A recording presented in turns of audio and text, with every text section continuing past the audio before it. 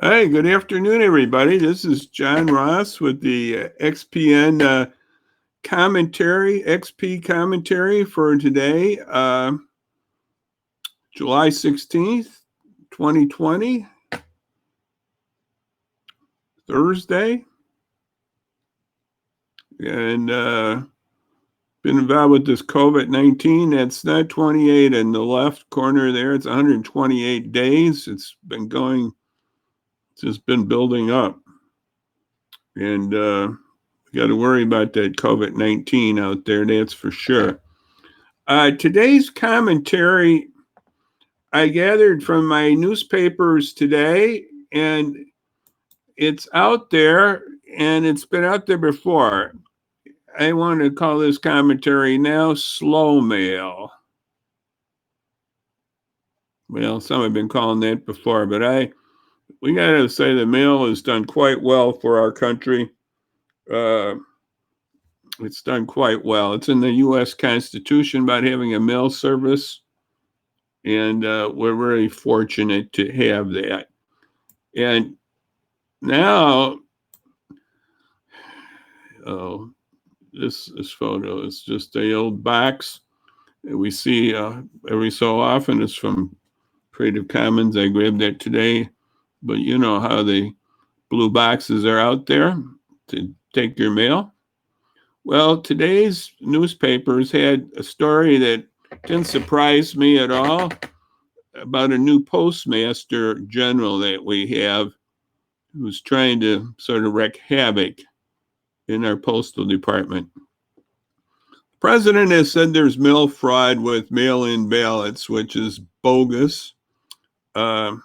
Another part of that, if there's mail fraud, then let's get them arrested and taken away. That's not happening. He knows that.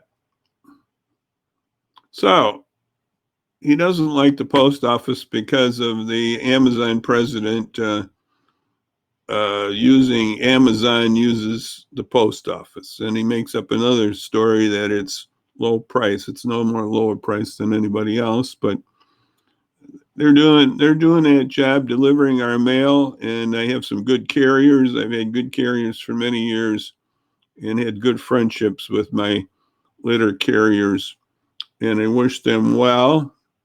We have friends in Aurora, Batavia, other cities that have been carriers, and we love those carriers. So today, Sun-Times had an editorial that was, I would say, disturbing to me, and I'm going to put myself down here.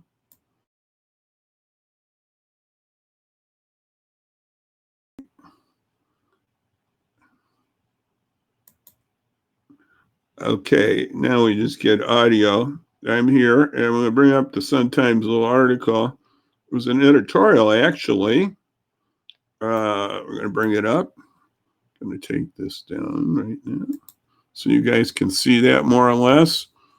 And the postmaster's bad plan to slow walk your mail should be labeled return to sender. The article brings up various things. I got it right in front of me here. I'll just give you a few highlights. One highlight is that the mail is, there's 472 billion pieces of mail each day. That's quite a bit. That's quite a bit of mail. And like I said, Trump has been on this before for many times. And what they're going to do is slow down the mail. So tell the guys they can't go back to the office to get more mail. They just want to cut overtime. That was what their logic is. And this postmaster now is named DeJoy. It's Postmaster DeJoy. And he's got this great idea to do that. He has no experience before being postmaster at all, near this at all. He's just a good contributor to Donald Trump. So that's why he's there. And he outlined some new rules. He thinks He likened the post office to the once untouchable U.S. Steel, asserting that the largest company in the world is now gone, which is not true. Far gone. U.S. Steel is a $30 billion a year company, employs 30,000 employees. Yeah, the post office does need a fix, and one is to cut back their amount they have to contribute to their pension plan. Is an outrageous sum that they have to do. And this Louis DeJoy at the end of the article says, and Louis DeJoy, Trump appears to have found himself another Bill Barr, a bootlicker willing to undermine a government agency and our democratic institutions to further his boss's personal political So that was in the Sun-Times. Then my local paper, the Aurora Beacon News, also had some more article on that, and they mentioned the number that there's a bill from the House that was going to give $25 billion to help out, and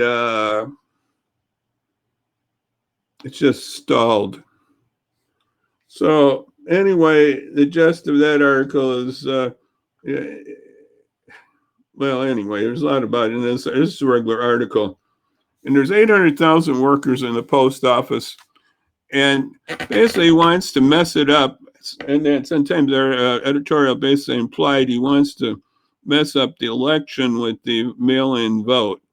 And I think that's part of the problem here. He wants to mess it up, and because sometimes it says it has to be in your election establishments by the date usually of the election. Maybe it's some other date, whatever the state is.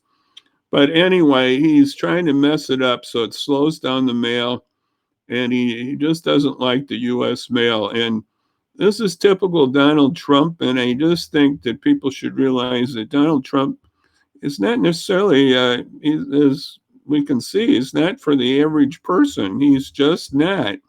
He's for Donald Trump. And as John Kasich said about Donald Trump, the ex-governor of Ohio, he needs a Damascus Road experience, and that's what he needs. And I can't do more about it and say that he needs a Damascus Road experience, and I just would hope that would happen soon. But if not, we have to vote him out. It's just the way it is. And I really feel bad about this post office thing here, that they want to basically make the post office go broke. And they've talked about that report. It's been a Republican idea. I don't know why they want to, quote, privatize the post office. It's going nowheres. And that's one of their plans, been out there before.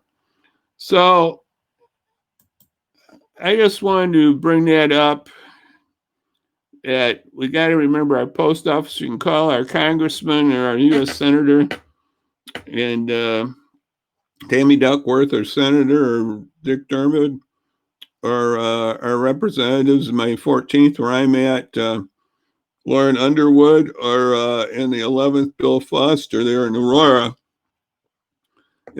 So call these people, tell them to stand up for the post office, and we got to keep doing that. And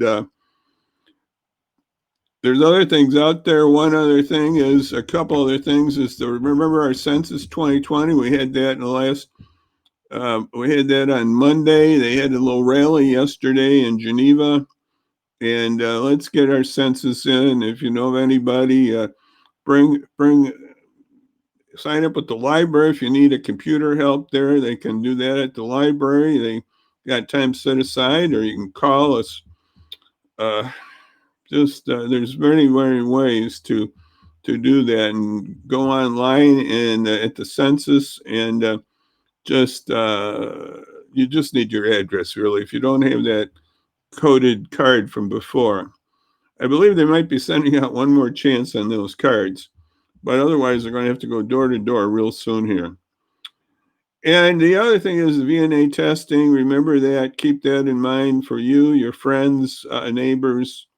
It's an appointment only, so it's beautiful. You don't have to wait in your car for, hours. So 630-892-4355. 892 at 630-892-4355. So I just want you to think about our post office and our good friends, our carriers that deliver our mail. And it's just a sad story the way our government's doing to various things like that. And our healthcare workers, our science experts are being put down. We need science right now with our COVID-19, and we hope Illinois can be steady and go down on those numbers. So that's why you got to do that testing. And I just thank you for listening to me. And tomorrow we're going to have a special guest. We're going to have Warren Thomas, who's going to talk about his work with the NBA. That's the National Bar Association. It's a predominantly African American lawyer group, some 60,000 strong of lawyers. He's the past president of that. And we'll talk about how we can move ahead with our racial diversity here in this country and how we can think more in an equitable manner about our brothers and sisters of other races and backgrounds. And we just have to do that. It's what our God call is. It's neither Jew nor Greek. It was more than that, barbarians or others too. We're just all one here, and we got to keep moving ahead here in our country. And that's what the Church of Jesus is about too, is reaching out to others. And that's what we're trying to do with this little broadcast here, trying to show that. So just wish you well now. And I got a little off track there, maybe. I don't know. But just want to say God bless right now out there. God bless you, folks. And I want to say bye-bye till tomorrow. Bye-bye.